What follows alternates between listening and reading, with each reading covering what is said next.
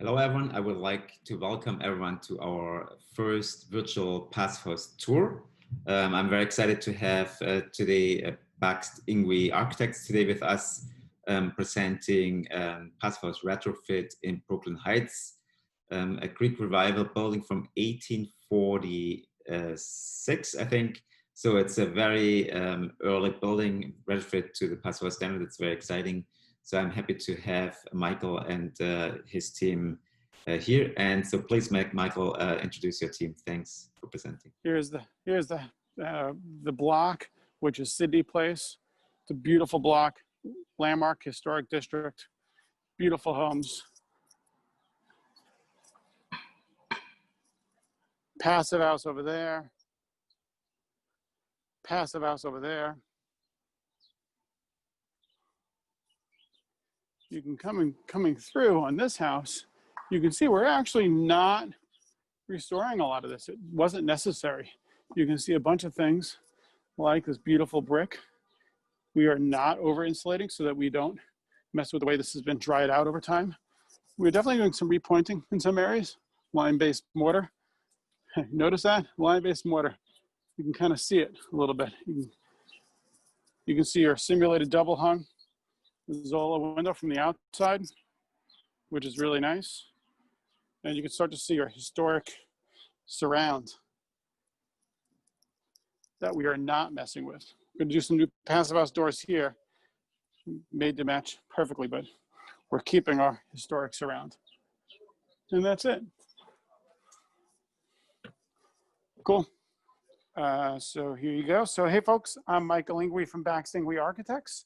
We are a 25-person firm in New York City who does a lot of work in the tri-state area, a lot of work in Brooklyn and Manhattan. We do a lot of work on townhouses, landmark townhouses. We do a number of historic masonry retrofits that are passive house certified. I think right now we're working on 14 certifiable projects, a bunch of them that are not as well. There's lots you can do with a passive measures house. And the house we're going to walk through today is a townhouse in Brooklyn on a block that has 3 passive houses. It's a 1 block long street, and it's really exciting. Ken Levinson and Sam McAfee did one of them. We did the other one with Amy Fowler and Owen Colleen. And then we've got this one with the crew that we're going to be introducing now. So I'll turn the camera around. And I'll let you guys introduce yourselves. There you go. Construction manager in the site. Cool. Hi, I'm Andrew Fishman with SMR Craftworks. There you go. Get the name in there. And this is Andrew's second passive house. We'll talk about that in a second. Hi, I'm Maggie Hemmel, the project manager from Baxt Ingwe.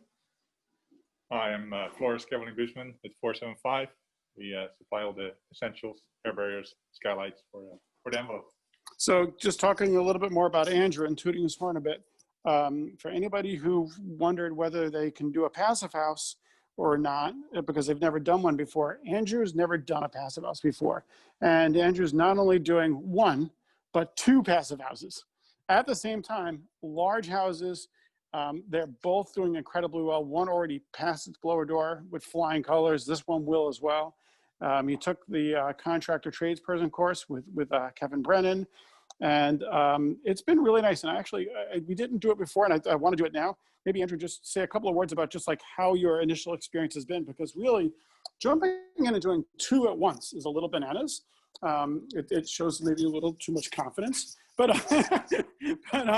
it's gone so smoothly, and you've done a lot of the actual passive house work yourself. You're not subbing it out. So maybe talk about that a bit more. Right. So how you learned it and so forth. Well, you know, obviously taking the course with Kevin Brennan was a great starter and a great foundation. He was a great teacher, and he put it plain and simple. You just got to follow these few basic rules.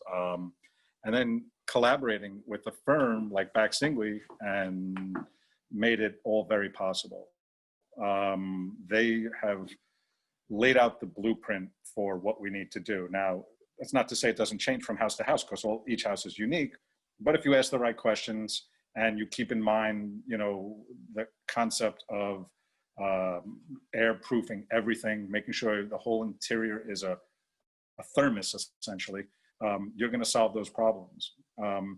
And basic carpentry skills get you through the whole thing. It's really not that complicated. It's just understanding the special sauce involved. And that's it. Okay, thank you so much, guys. And we'll talk later. I really appreciate it. Because we create an interior vestibule, and the interior vestibule will have our passive house doors. And we've done it both ways in multiple projects.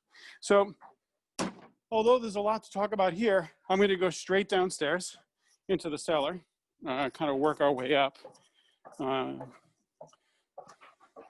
This house was fully restructured.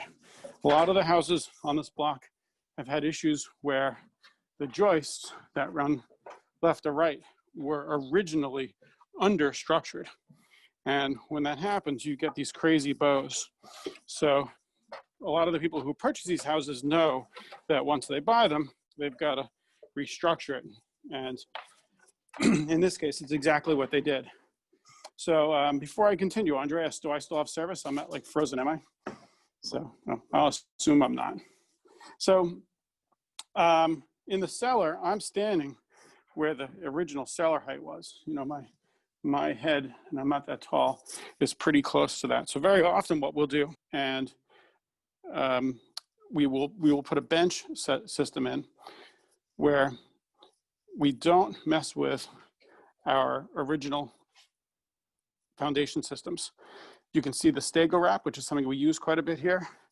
We've got some really good photos of how this was done, where it was wrapped down, wrapped through before the slab, and it's really well set up. Hey, can someone just tell me if I am frozen? Because I can't really tell when I'm down here. It's too quiet. You're good, Mike. You have good service. Wonderful. Just have a little paranoia about the whole frozen thing when you're in the cellars. So not that Andrew didn't run great Wi-Fi in the house. But anyway, so you can see the Stego wrap going all the way up. They've got a really great termination system. I will do better than I'm doing right now and get really close to it, because why wouldn't you? So you can actually see how it's been terminated. You can see that you've got your rapid seal.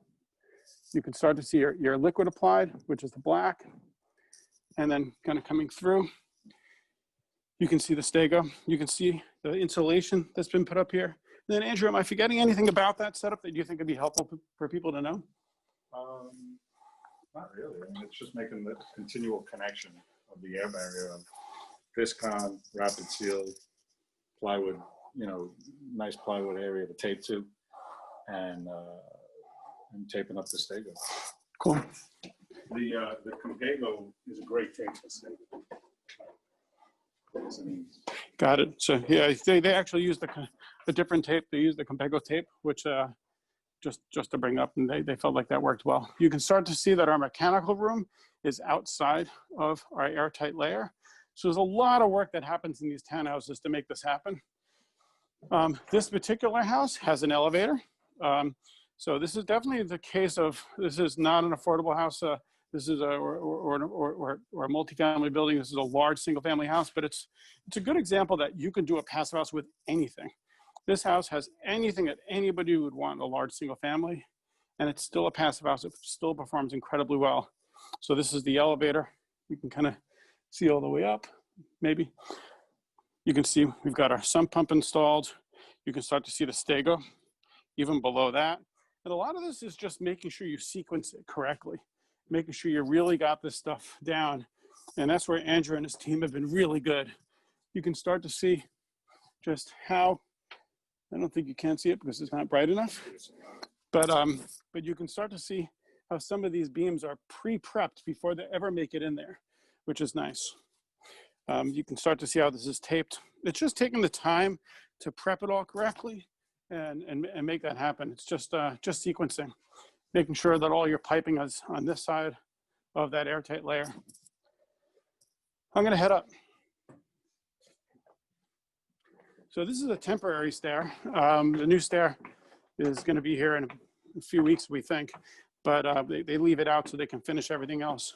What's great about this project is we're getting it right before a final blower, well, not final blower, but a blower door that will let them close up. They've been using the blower door as a tool over the last week or two, looking for large holes, seeing anything they can find, which has been kind of fun and exciting. To kind of see where you've got things. It always reminds me that we should have been doing that forever. So before I head up, Maggie, do you have any details or anything for the cellar that you want to share? I can show some kind of process photos of That'd be great. how we went through this, and we can talk briefly about the process. So on the top left corner is the previous cellar, and it shows the previous structure where there was a bearing line and posts down and a very low ceiling height, a lot of your utilities running through the ceiling. And this shows our new structure that got rid of the posts and the bearing line, the start of the dig down with the bench around the perimeter. This shows the stego as we're preparing to pour the bench footing. And this is after it's been poured. And what you've seen now is the insulation on the interior of that bench as we start to finish it out. Great, thanks. So as we get up to up onto this floor, you can see a bunch of really good things. You can start to see some of the tubing in the corner. You can start to see how they start the window install, by the way, and how they deal with this. So this window's not fully installed. We're doing a blower door. We're testing it without it. They've got the Intello kind of running right up across. Then you can start to see this window install. We're going to get into this at a later date, just with a window install video. But this is set up where you've got a stud that's not touching the masonry, that has minimal kind of connection to that masonry, and it's connected up and down, and that allows you to get insulation in and behind. You can see the tape all the way across. This is a plywood surround. You can start to see the tape where this is. This is the interior of that window I actually showed you on the outside. And just some kind of fun stuff as we walk through. One of the nice things about restructuring the houses is you get to use things like the trade-ready joists, so you can run your stuff through. But we're getting rid of this bearing line, so you get these like massive rear spaces, which is nice. The elevator is inside the envelope, from the cellar to the roof. So what we like to do, and you can't really tell how nice or not nice it'll be, but this addition is a two-step addition. It's further out that way by about 6 feet from the floor above. There's going to be a stair here that connects this with the upper level, and we're going to have a really fantastic glass window there. So it's going to be a sculptural stair that kind of comes down and combines this space with a beautiful kitchen. I believe the interior designer we're working with is on the call as well. We can talk to him a little bit about that. But this creates this really wonderful space, and it's just massive. It's going to be this fun house. It'll wind up having large glass doors that go out onto the yard. And you can start to see the rear facade. We've got this addition, as I mentioned, that comes out 6 feet further than this. You can start to see this is just temporary plywood. Our windows or doors are coming when? First week of January. First week of January. So it should be a nice warm install. I will not be here that day. So subtle details, by the way. We do have interior drains or roof drains, but we like to also put outlets in case those roof drains leak. These outlets are always installed below the sill of the doors above, so that if it ever really did fill up, the water would come out of here instead of anywhere else. Thinking about that ahead of time is important. And then one of the things that we do a lot, and you can start to see it here, you've got the outboard insulation. It's got some leaves and so forth in it right now, but continuing to talk about the stego wrap, we saw the stego wrap downstairs. This is some more stego wrap kind of coming up in here. That's because the portion of the space we're in right now is slab on grade. So that we're slab on grade here. The cellar starts from that point over. So you start to see the stego wrap. They left it loose. It's not even terminated yet or fully terminated. Oh, sorry. Got the name of it. There's a green product that we use. We run 2 beads of it, and that terminates it to the masonry. So that's in there. This is why Andrew's here. Thank you. So heading up. So this is all Proclima, by the way. And so you've got the white and the black. They sell it in the white. They didn't have enough of the white when we needed to do some touch-ups. Black is the fiber. Oh. We utilize the fiber where we still have plaster touching brick, just as a way to make sure that the bond really stays held on. So by having the two colors, we really get to know where we put the different materials. Ah, there you go. Much better.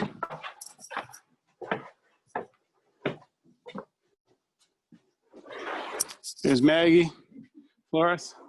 So coming through, this is the parlor floor. This is where that really great kitchen is going to be. You've got your dining room here. Kitchen, which will have the really large windows. You get to see one of our first really large Lamelux skylights. We really like these. They're really heavy, and I don't have to carry them, which is okay. But they come in one piece, right? They're fully assembled with glass. So, it's heavy, but the curb gives us the right height so we can get some outboard insulation. Then you can kind of see the Intello tape to it. So the installation is clear, relatively easy once you can actually lift it into place. And the curb itself is actually insulated. Yeah, we can ship it to the Got it. contractor and they can just put it on the roof. Yeah, Insulated curb included, and no adjustment needed. cool, nice. I'm gonna keep heading up, folks. And then Maggie and Andrew, if I'm forgetting stuff, or if anybody in the chat wants to say something that they think I'm getting wrong or forgetting, please let me know. So you can start to see we're still using some rapid seal in some places. Andrew, you want to talk about that a little bit in terms of rapid seal versus what you've done here? Kind of use the rapid seal where there's, let's say there's a pinhole or something that we noticed. It's just, it fills more of a larger gap than the fiber does. The fiber really isn't meant for, spot hole checking. And this also comes in a nice cork gun, so its application is easy. So it's just choice or kind of what's lying around at that point to fill something that you might have noticed. Cool. So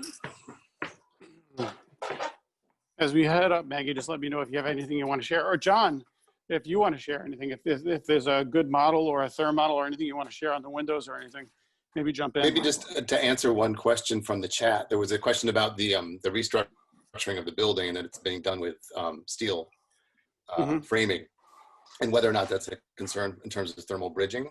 And it is in a few places, for the most part, where we have neighbors on either side. So there's no heat loss to the neighbors on left and right.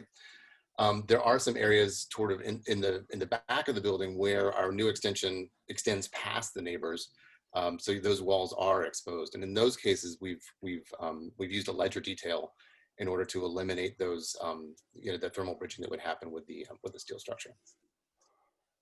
Great, thanks. And both the extensions in the rear, the two-story extension, those roofs are framed in wood framing because of the thermal bridging. Perfect. One of the things you can start to see here, something that we've, again, learned our lesson over time, is just how to deal with the windows. We've fixed upper, you got a tilt turn, lower, these simulated divided light. And it's always a question of just, well, how do you shade them? And we've done it multiple ways. Actually, I have these in my own house. Mine does not have the division bar that you see here. And actually it fits a nice shade right in there, and it actually works pretty well. But the other is if we just plan a little bit more and you plan for a shade pocket to go there, doesn't have to be electrified or anything, it just has to have the space, and you can bring it down. Now these are not casements, so you don't necessarily need it. This is not operable, but in some cases we have casements and we allow for that as well. This was prepped for using the original shutter pockets. So that's where you have this unusual step here. Of course, there'll be a full shutter pocket in there, and we'll be keeping all the historic shutters once everything goes back in place. Yeah, so just to kind of keep going with that. So you see this indent. The shutter will actually take up this much space. And so you've got that whole setup here. So kind of prepping for these things and making sure you know how you want to shade them Andrew, do you want to talk about like what's one of the more difficult details I find, and there's always different ways of doing it, is how to deal with that first joist. And you can kind of see what you've got here. You can see the Intello kind of running up, but you could also see it wrapping around and taped to the plywood. Do you want to talk about that a little bit more? You know, the beauty about the plywood is you could use it as a continuation of your joint. So we run the Intello and tape it to the bottom of the plywood underneath, and then do the same thing on top. And then the plywood serves as the transition. As I learned from Kevin Brennan, one of the great passive house instructors, is you want to have a continual line running through the house, making sure you could always keep the air out. And the plywood helps us there. So you know, why not use it? You want to give up one of your trade secrets while we're here too? Go ahead, Maggie. Then we'll give up trade secrets. Do a quick screen share to show how that first joist was installed. This is way back while we were still doing our framing, but you can see the first joist here is wood, and we space it off the wall with rigid insulation behind it. We're also seeing some structural members that we had to add here for those corner tiebacks, just with an old masonry facade. It needed some reinforcement to keep that front facade integrated with the party walls there. But this is a good image, shows the wrapping at the end of that first joist, and then the Intello that wraps around from the brick over that joist and continues up. And then Andrew did all of his liquid applied himself. And if you actually go back to that image, if you don't mind, Maggie, because it shows a couple of really good sequence shots where because the contractor did the liquid applied themselves, they have it on site. The liquid applied went into the shutter pocket, into the joist pocket. The liquid applied went in before they put that metal angle on. Yeah. It went on before they put that wood member in. Right. And that's not just the first joist, that's every joist. Anything you're essentially, where you're using masonry as a shelf to hold the load, that pocket should be fully prepped, fully air sealed with a proper membrane before it goes in. And that just saves you, you know, the time prepping it later. Yeah, because it's easy to do before you put it in, and really, really, really annoying afterwards. Yes. All right, now we'll give up some trade secrets. Let's do it. So one of the things that we've had some issues with is when we pressurize these, having this pop. So Andrew has been using a little bit of the Masonite and now switch from typical staples to larger staples. He's kind of going, you know, every job a little slightly different. So. But I mean, it just holds the material in. I mean, when we blow in the dense pack insulation, I mean, this thing, it just wants to come right out. And if you're just using regular staples on the Intello, like a regular slap stapler, you're going to find that you're going to have it pop out. And once that pops out, and you get insulation between your joist and your Intello, good luck trying to get everything flat again. It's not easy. So just by using 1/8-inch Masonite strips and a stapler, everything holds really well. And I would recommend at least a 1-inch crown stapler. We found it works best. So this all comes back to a little bit, we did a contractor collective walkthrough over at 21 First Place, where Andrew started to show us this, and we were debating it, actually probably for too long, right. But, you know, but probably for 45 minutes amongst probably 20 contractors that Andrew competes with. And Kevin Brennan was there, and John was there, and Kramer was there. And so it was really kind of fun, and just kind of picking apart this detail and having them decide what worked better, what didn't, what was faster, what wasn't faster. It's not just for this, but it's for that. And that's the first time I've seen this with Andrew. And I think a lot of people were kind of debating and actually literally running the numbers on the time. So it was kind of fun. How long are those running on the big staples? I want to say at least half-inch. Right. Yeah, they're substantial. Yeah. You can also, just to kind of come through, we haven't talked about ventilation and ventilation strategies, and maybe John, you can jump into that a little bit. I'll show off these two things, but maybe as I walk upstairs, you could talk about ventilation strategy. It's something we're taking very seriously in all the houses. I mean, not only how you heat it and cool it, but how do you ventilate these houses, especially if there is a gas range, especially if there is something else you want to deal with. I mean, how do you know, everything can be solved, and you just have to think about it. So what you're looking at here is you're looking at some ERV tubes, you're looking at an ERV outlet that's been capped. What you're also looking at is Mitsubishi City Multi with the ductwork. Other things that we really love about working with people like Andrew, it's capped. It's not getting dust inside the entire time the job site's being run. It's a nice clean install. Other little things that we've learned as an architect to do better, because I think it's really our fault, nobody else's. We're installing the filters where we can actually get to them. We're just realizing that, you know, sometimes I really like the air conditioning to go away so I never have to see it or think about it again my whole life. But that doesn't really help anybody maintain it. So that's one of the big differences. But Andrew, as I walk up, do you want to talk a little bit about, I'm sorry, John, do you want to talk a little bit about kind of the ventilation strategy? Sure, I'd be happy to. This system was actually designed by Kramer Silkworth of Bowcraft Engineering, a really excellent passive house practitioner. I don't know if he's on the call, but I can talk about it anyway. We separate our ventilation systems from our heating and cooling systems. We find that works the best and it provides the best results. So we do extract. We take air out of bathrooms, utility rooms, and kitchens, and we supply fresh air to the places where people are going to be. So we supply to bedrooms, living areas, things like that.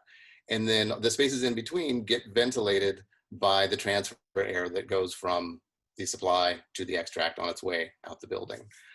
So we get a very efficient system. We don't have to supply and extract air from the same room. We can do it in different rooms and get transfer between them. And so we get excellent indoor air quality as a result. In this case, we have 2 ventilation units because it's a pretty large building. And it's also difficult because it's 5 stories to get the ventilation ductwork from, you know, all around the building in an efficient way. So you can see this is the upper floor of Zender ventilation unit here. And you can see we have a series of manifolds and then supply and extract tubes that are nicely labeled because there's a lot of them. And they're run from this area throughout the top 3 floors. And then there's another unit in the cellar, and that unit in the cellar serves the first 2 floors. I'm sorry, the cellar through the first floor. So in this case, this one is going to be, its ductwork is going to the roof. The one that's installed in the cellar goes out to the backyard. And that's the system, I think. You can see there's a Mitsubishi unit that we're using for heating and cooling, which is something else. Cool, thanks. All right, let's head up. So this is a fun floor because it's the children's floor or kids' bedrooms floor, where you've got some ensuite bathrooms. You can start to see the kind of really clean install. You saw how they actually labeled the items so you really always know where things go. I mean, honestly, everything in the house is nicely labeled. Going backwards, I just feel like it's always the thing that costs money and time. It's not really a passive house thing, it's an everything thing. So this is the top floor, kind of a fun space. I think we've got some good befores of this. That is the after, where you're gonna have this great kind of cool stair that runs through here. This will all be open. You'll get a lot of light that pours through these 2 Lamelux skylights. These skylights as well were kind of provided in terms of fully assembled. So again, they're heavy, but they're great to come in one piece, so they're easy to install. And we've got dormers on this house, so lots of tricky things here. The space that's back here, this is a landmark structure. You have a lot of issues here where they would not let us raise this roof. You can see the original height of the windows. And I would have hit my head right at about here. So you've got probably 7 feet of unusable space. So one of the cool things about the Lamelux skylights is their tall curb, which allows us to do that exterior insulation on the roof. And it allows us to do some good things. And it lets me stand here and really have a usable space. And it becomes really one of the kind of more fun spots in the house. Before Maggie or John gonna go in, do you want us to talk a little bit about the skylights at all? Sure. So yeah, but Mike was saying we have both these skylights here. The system over there, the square ones have this 16-inch curve. You know, you can get them with a 6 or an 8 or 20-inch curve as well. But it's really nice to marry this exterior roof insulation into this curb. No thermal bridges because the curb has no metal in it. So that's very efficient. That's why they can be passed-out certified. This system here is a little more complicated to install because it doesn't come complete. And we actually take care of the installation ourselves with 475. So we get the system from Lamellux in Germany. It's all pre-made, kind of a kit of parts, but we do need to install it. So what you can see is the triple pane glass, of course. Then this aluminum frame system, 2 3/8 wide, and the height is depending on the strength we need for the length of the glass. These are really nice big glass pieces, but not a super long span. And then we can see we actually have on the outside, which we unfortunately now cannot see, exterior insulation that will that ties into this glass, wraps down, and then connects to the roof insulation. So we again have no thermal bridges here. Then of course we need to make sure for the airtightness connected to the system and make sure it's waterproof. So we have a secondary sealing system below the glass. So any water leakage that could potentially get beyond the first dry glazed connection with the clamping of the profiles will still get out and we don't have any leakages. So this is also a north-facing skylight. I saw that question come up. And before I jump onto the roof, which I am going to go to, Maggie, do you want to share anything? Or John, do you want to share anything as well? I'll share some process photos that we have from Cool. The upper left corner is the previous layout of the fourth floor. It was really used more as an attic space with minimal usage the closer you got to that rear facade wall. Then the top right corner shows the reframing of the roof, making space for that large skylight. Also on the lower left, and then the finished product on the right. There will be an exterior shade on this skylight because we are considering overheating in the summer months. That's also being supplied from 475. And maybe just to add one thing about the way we handle these highly glazed top floors in passive houses. One of the strategies that I know Kramer does a lot these days is to have just a dedicated outdoor unit for any of the air handlers that are located on the top floor. So where we might have a multi-unit system for the rest of the building, we're gonna have just one outdoor unit and for the air handlers on the top floor. That way, if for some reason you're getting overheating, even in the fall or the spring, then that system can be doing a little bit of cooling to level things out, and it won't sort of affect the rest of the system. So I don't know if you can hear all that honking. They're all honking here for Passive House, I think. I don't think there's anything else going on right now, but Brooklyn's, yeah, I think it's honking still of Passive House. I don't think there's anything else going on today. Well, they're screaming for us now too. People in Brooklyn just love Passive House. There's nothing else going on in the world. Wow. It's a good day, folks. It's a really good day. But anyway, let's talk a little bit more about skylights, even though it's definitely hard to focus on these things right now. So you've got the top of the skylight here. You can see it's nicely pitched. You want to talk about it a little bit more in terms of performance while you're here? Yeah, so we have the PR60 system here from Lamellux. You see, it's dry glazed. You see those rubber gaskets under it. Means, there's no siliconing, no extensive maintenance after 5 or 7 years where the silicone runs out. And then we can see that we have these flashing profiles next to the glass.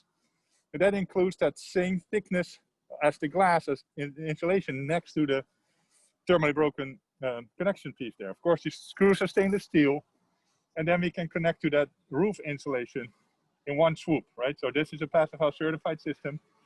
We make sure the insulation is complete. We have a little bit of foam up there. Next to the curb is mineral wool, and then we have that triple pane glass. But we can tailor the solar heat gain, depending on the client's desires.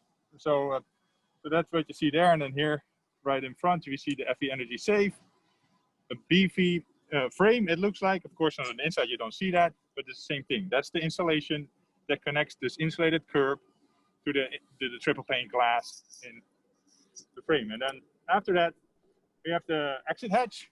Actually, you see a special detail there on the exit hatch. This was the version where you can see that the third pane of glass overshoots the frame, so we get no standing water. Of course, on this roof pitch, not such a problem. But if you get to a real flat roof, that's very nice. Same thing with the PR60. This pitch is great, but we actually can go down to 5 degrees or even 2 if really necessary. So we can really do flat roofs. And then Maggie and John, if you don't mind, I'm going to look at the inside of these dormers when I go back inside. But you want to talk a little bit about, so, you know, again, these are landmarked. The original dormer, you can kind of see to the right a version of it. They were different. But can we talk a little bit about the way we dealt with this on the outside and the insulation on the exterior? Here in this drawing, this shows a cross-section of that dormer and the exterior insulation that we have and how we created a continuous insulation layer from the roof up to the side of the dormers. We had to keep the roof line to a certain height to align with some of the neighboring dormers. So we had to keep the roof insulation to a minimum. I think we have 1 inch above that roof framing right now, and then interior insulation throughout the whole thing. And what's one of the nice things about doing passive house projects is that it's a performance-based system. So if we have an area where we have to like hew to really strict requirements in terms of landmarks or some other for some other reason, then we can actually trade off. We can say, okay, this little bit of roof isn't going to be super insulated the way that the rest of the building is. It's going to have a little bit less insulation, but we can make that up somewhere else. So we have the flexibility to really address some of these historic details and get the perspective and the proportions that we want in the details, and still meet our energy targets. So this is the interior of that space, and you can see some of the detailing with the Intello and how they've dealt with that with these dormer windows. Again, simulated double hung, nice and clean, and a really nice install. You can start to see how they dealt with the roof, how they dealt with the skylights and the ridge. And I think that's it, unless I missed anything.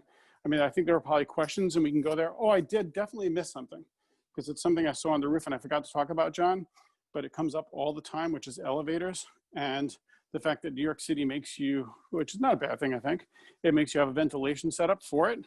And there was a ventilation fan there. I don't know the spec, but maybe we can put that, we can send that at some point. I can't remember what the spec is, but it would be good to know that. And maybe we can answer some of the other questions as I kind of make my way down. Yeah, we can. Thank you, everyone. Probably pull that spec off of Kramer's drawing in just a minute. But just to say about this elevator is a little unique because usually the elevator shaft has to penetrate the top of the building. It doesn't in this case, which means that the elevator is entirely within the building envelope, which makes our lives just so much easier. Not to have to deal with those really tricky details where the elevator shaft penetrates the thermal envelope of the roof. Mm-hmm. There is a sealed backdraft damper at the roof for the elevator shaft. I'd have to pull up the spec from Kramer, but it is, I believe that's also supplied from 475, but it's a sealed exhaust on the roof. Cool, great. Well, before we start to take questions, in case anybody has to jump off, I want to thank everyone for coming today. As I make my way down, and if Maggie or if you can see the questions, or Andreas, feel free to jump in. Do you want to talk a little bit about how we approach our projects as a whole, as we kind of try to create that playbook where we can kind of use the same approach on a lot of the historic buildings that we work on? Yeah, thank you. That's a great, and it's good to do it with Andrew as well. So, because Andrew has been a big piece of that. So, first of all, the team at Baxter Ingwe is fantastic. We have a number of great architects who, honestly, at this point, could probably have their own firm and have stayed on because they like the collaborative atmosphere and they like the way we work, and we work nicely as a team. But that team for us and that level of collaboration goes way beyond the office. And we're not really a design build firm, but we work with contractors who are comfortable working in that manner, because anybody who's been part of construction at all realizes that it never quite goes the way you think it might. And then with Passive House, what we learned our lesson on our first house is not having a repeatable game plan that at least you can start with is a real problem. So what we do very often is we will actually we've got this playbook that we like to follow, which is you bring in your passive house consultant early. So when we're measuring a house, we're calling John and Ed and saying, hey, come over. And the reason we do that is so that we're not showing our clients any designs that aren't possible. This skylight's the best example of that. It's on the north side, not the south side. We're doing exterior shading. Everybody knew that. If we wanted it, that's what we were doing. They knew it in the second design meeting. So there's things like that are really helpful in bringing your passive house consultant in early. And then just including the contractor in some of the things like, some of our contractors prefer wood joists, not metal joists. Some of our contractors prefer to use plywood on these exterior walls. They use AC plywood with the egg on the interior and not Intello. Some people like Sega. Some people like other products. There's so many versions of what you can do now. There's like 4 companies who do this liquid applied right now. It's a whole new world in passive house for us now. So there's so many versions of everything, but starting with a playbook and then including your contractor early and then continuing that conversation is really, really helpful. And then one of the things that we do, which is very repeatable, totally copyable, is we do contract collective meetings where we have all of our contractors who work with us have to meet with us. They all compete. A lot of them never met with each other beforehand, and they have to meet. They have to go through the details with each other. The first meeting was pretty rough. A lot of people didn't want to show up. These are people who have known each other forever and never really spoke, and are going to compete on the next projects.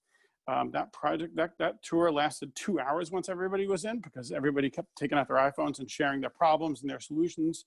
The next one was 4 hours. It was almost 60 people. It was at night, so people can go out for happy hour. Now we have contractors sharing blower doors, sharing details, sharing information. And for an architect, it's huge, because we show up to these meetings. And the last one, I think I mentioned it earlier, I mean, it's probably had like 20 different contracting firms in the one spot. And what was nice is they were picking apart our drawings and making fun of us all over the place. And they think we don't like it, but we do. I mean, it's fantastic. It's how we can let our detail sets grow so quickly. And that contractor collective works really, really well. So I think that's in terms of the process and moving forward and being available. And then finally, kind of part of that secret sauce is having weekly meetings, as Kevin Brennan and a few others will put it. Passive house is a team sport. So, these details don't all work out the way you think they're going to, and making sure that nobody's alone while they're doing them. And then we can all kind of debate that before it's too late. Before the contractor's got to undo something. We have an idea. John's got an idea. So John's been at the site all the time during construction. It's been really, really helpful. So the site meetings are really important. So I don't know if that was too much or too little. I think we also may have the realtor on for this house, who's Karen.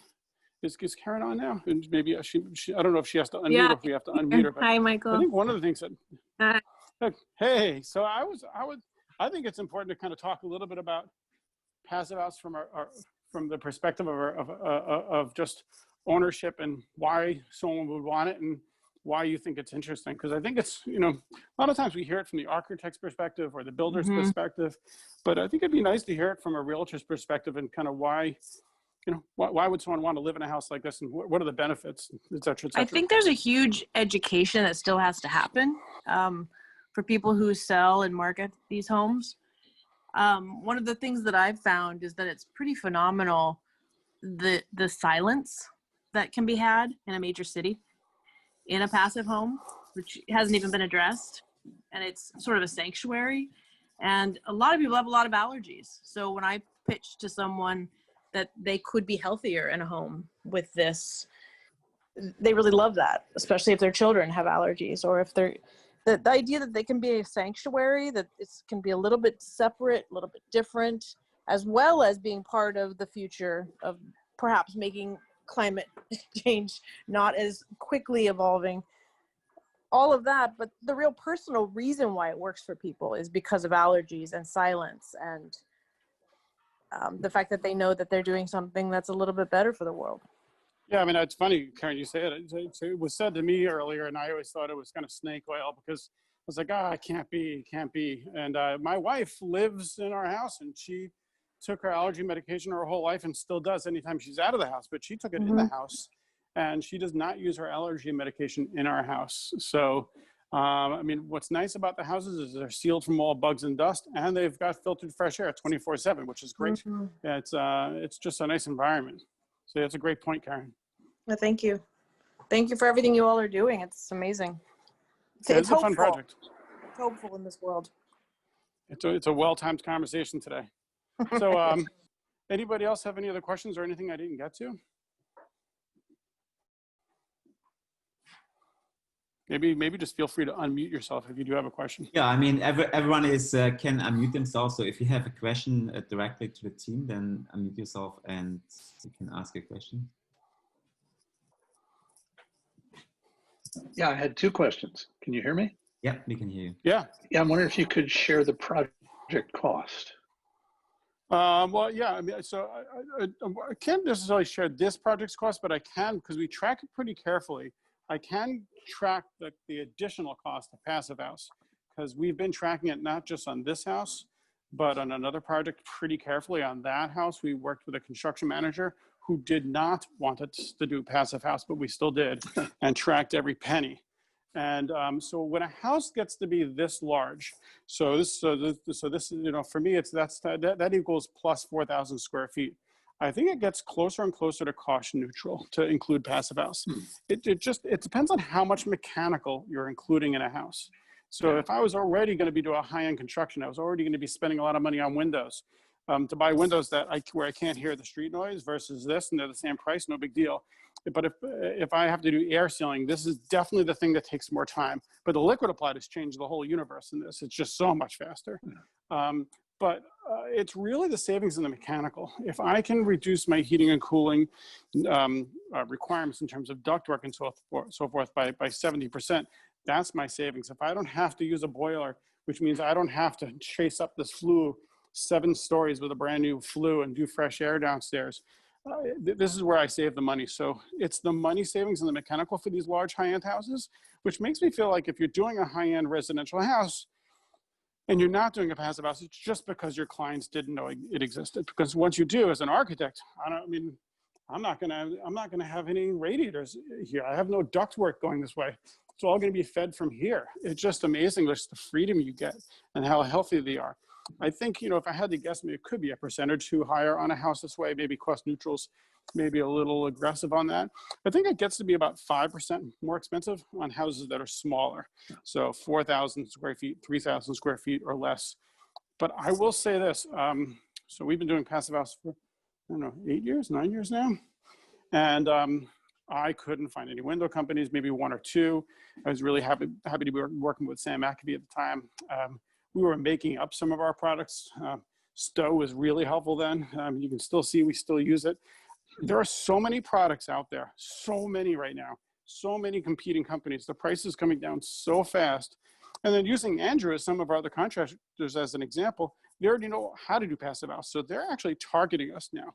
When their next job comes up, they want to know which one's passive. That's the one they want. So for us, the cost of construction is coming down. I can get materials all over the place. I mean, you know, we've got, just at least in the New York area, we have a lot of options, and it's bringing the cost down pretty quickly. Nice. It's a much better environment overall. Yeah. Yeah. Now, my other question is this a spec project?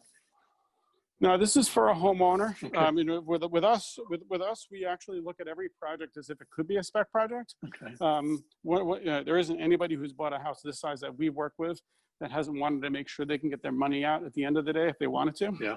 I mean, it's a little easier in the New York and Brooklyn environment. The real estate's worth quite a bit. Yeah. But this has been a fun one. Good. Great. Thank you. My pleasure. Michael, what is the projected ACH, and how do you foresee the modeling for what was planned versus what finally gets installed for the monthly electrical costs? I will let John answer that one if you don't mind, John. I mean, for me, go ahead, John. Yeah, sure. I was gonna go for it first, but why bother? You're here. Yeah, so this project's going for interfit certification. So we want to get to 1 air change per hour at 50 pascals. So that's what we're going to do. And what was the other question about the overall electricity usage? Correct. The insulation and air sealing details are phenomenal. So I'm interested to see what the projected electrical cost is, and then are there comparable buildings in the area that can be used as a comparison data to showcase? Yes, a little bit of more money was gone into these strategies, but look at the continued payback for cost and comfort. You know what's funny about the block I'm on? So Sidney Place has 3 passive houses now. This block is 1 block long. So it's only 1 block. There's nothing else. And we've got the one that Ken and Sam did. That one actually I think just hit the market. That one went on the market I think for record numbers right now if they get their number. Then we've got another one across the street, which is one of the first ones we did, and then we have this house. So that's 3 houses on 1 block in Brooklyn Heights. So that's pretty incredible. I will tell you, we keep pretty close touch with everybody who's living in the passive houses. I mean, we like to track everything. I want to, it's not just about passive house. I want to know what they use, what they don't use, you know, the decisions we make, which side of the kitchen we put their microwave on, and do they like it? I mean, literally everything, because it's the only way you learn.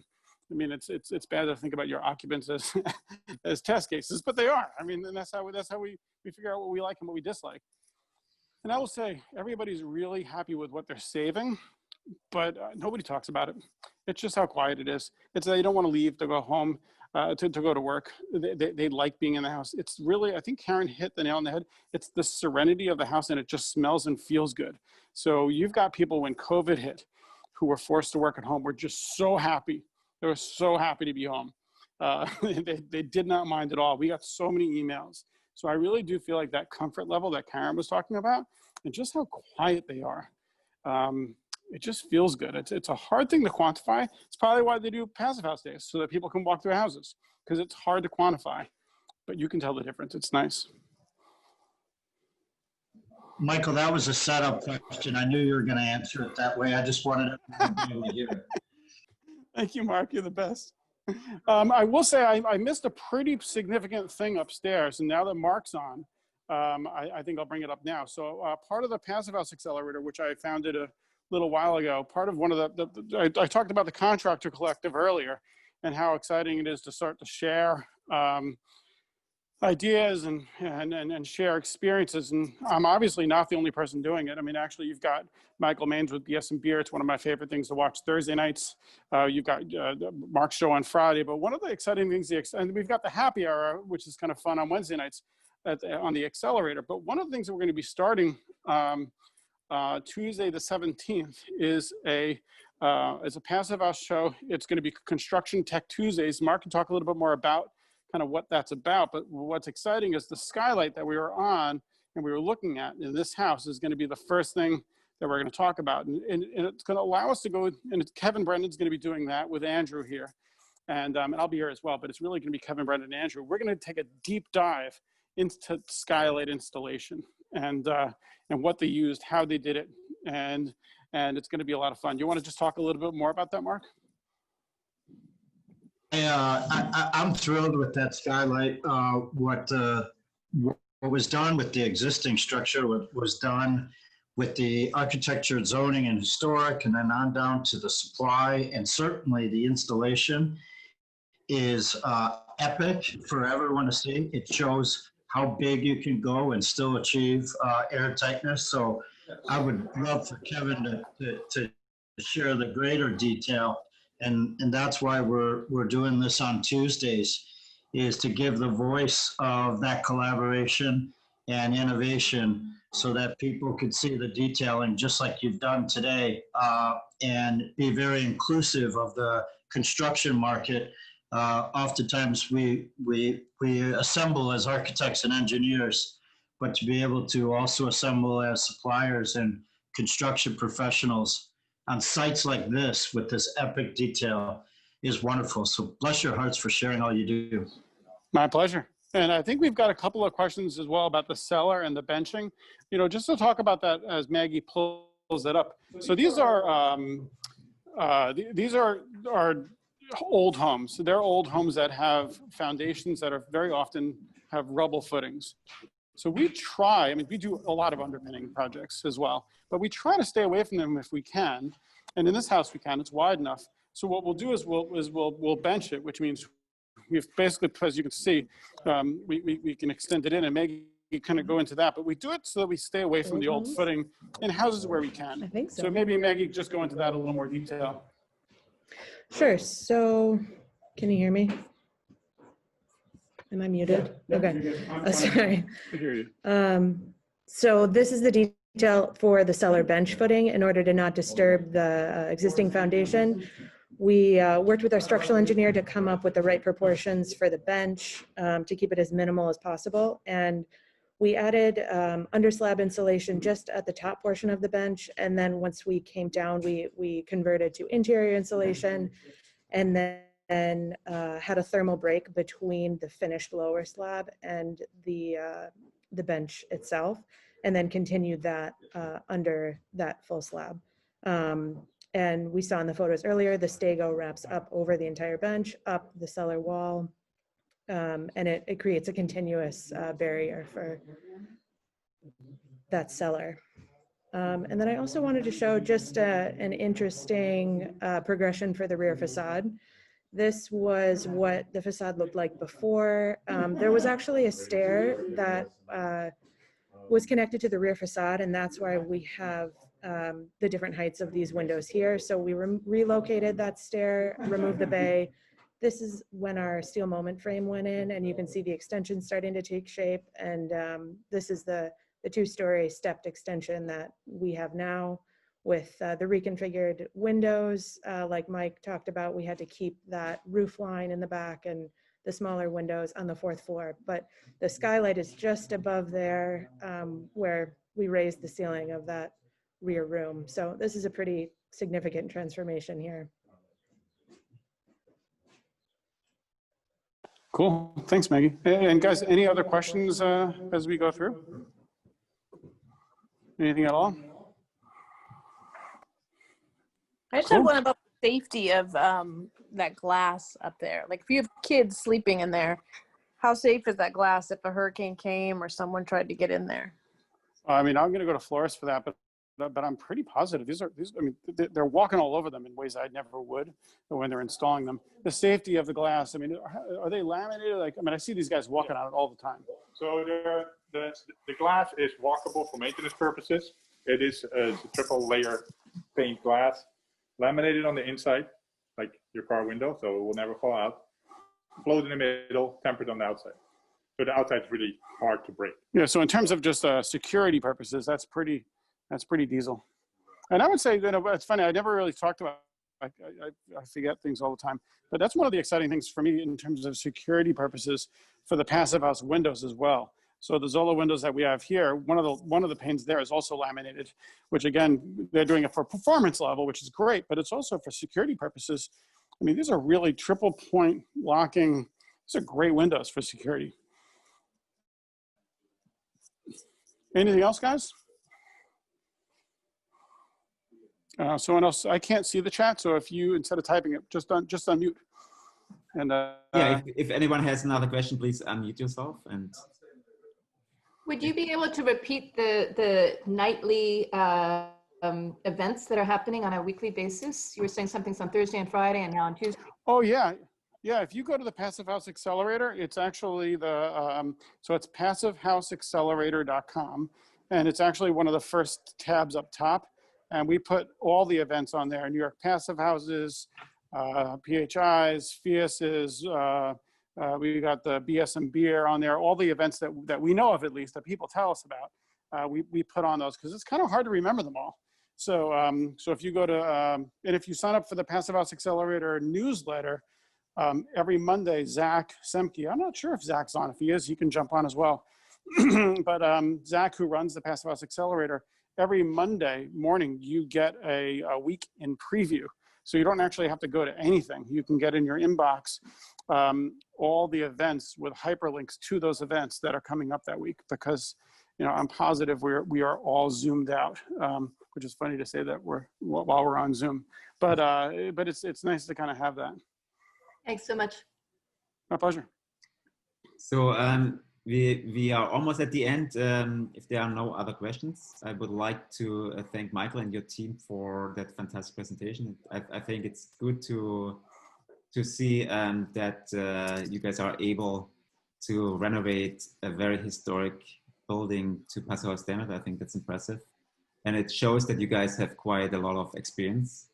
I think that really shows in not just how the process obviously works, but also that we can see the quality of the build there and the detailing which is behind it. So thanks for sharing the knowledge. I think it's always important to see how it's done, and also to take that barrier away from doing a Passivhaus, right?